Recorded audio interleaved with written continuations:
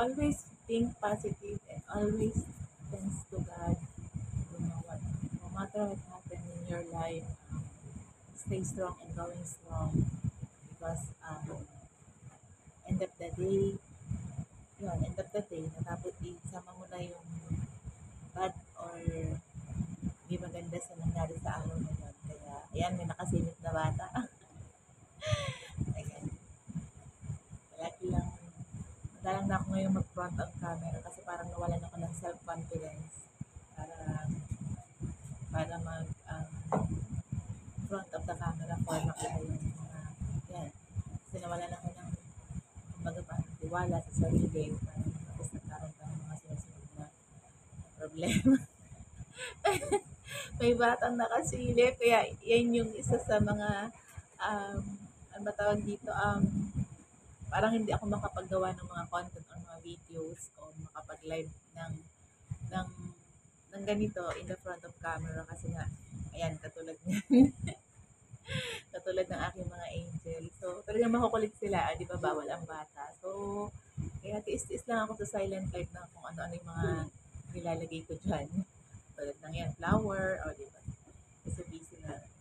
Minsan, patili yung isa, di ba, bawal maingay. Ay, kasi minsan maghahabulan kayo, o ano kang gagawa ng content. Siyempre, pag naman minsan tulog sila, sabihin pag tulog, saka ka gumawa ng content. Siyempre, pag tulog naman sila, asikasuhin mo naman yung mga ibang bagay na dito sa bahay. Ayan, kaya hindi naman pressure. Kumbaga, enjoy na lang din. Kasi kay YT rin naman ako nakakahanap ng kahit pa paano ng ma-enjoy din, ma-relax, parang ganun. Kaya na yung kung makakapanood ka ng mga vlog or content dito sa YT na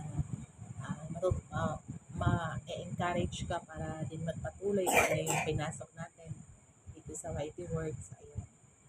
So, yung mga past few weeks, almost 1 month, talagang yung struggle ko, talagang mentality ko, health issue ko, parang talagang nag-down ako talaga. So, walang gabing hindi ako umiiyak. Guys, walang gabing hindi ako umiiyak kasi yung takot ko dun sa anak ko sa nangyari nga. Kasi diba, parang hindi mawala-wala sa mind ko yun. Tapos nung matutulog kami, nakikita ko na yung nangyari sa kanya. Parang minsan may doubt din o may um, parang hindi mo naman sisisihin yung sarili ko sa aksidente naman talaga yung wala nga ako na parang hindi naman din. Kumbaga, naghalo-halo na lang.